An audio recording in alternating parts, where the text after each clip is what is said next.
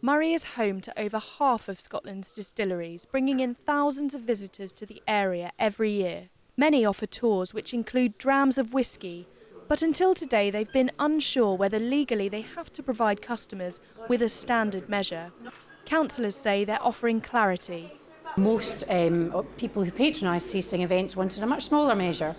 That would promote responsible drinking, but they felt that if they did that, they ran the risk of prosecution and breaching the weights and measures legislation.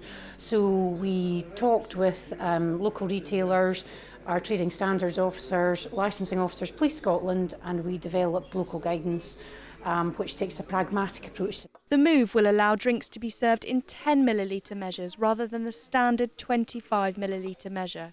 Wine tasting tours already have special arrangements, but nothing is in place for whisky.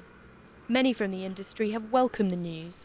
If you're trying to conduct a whisky tasting with 6 or 7 whiskies, then the full measure becomes too much for most people, and unfortunately we end up pouring whisky down the sink. It's absolutely terrific. They can come along and buy a 10 ml, so that by the time they've almost had 3 whiskies, it's only equivalent to 1 measure in the pub. So it's giving them the choice. Moray Council says it's leading the way and hopes consistent guidelines for tasting events will, in future, be rolled out across Scotland. Emma Murray, STV News, Elgin.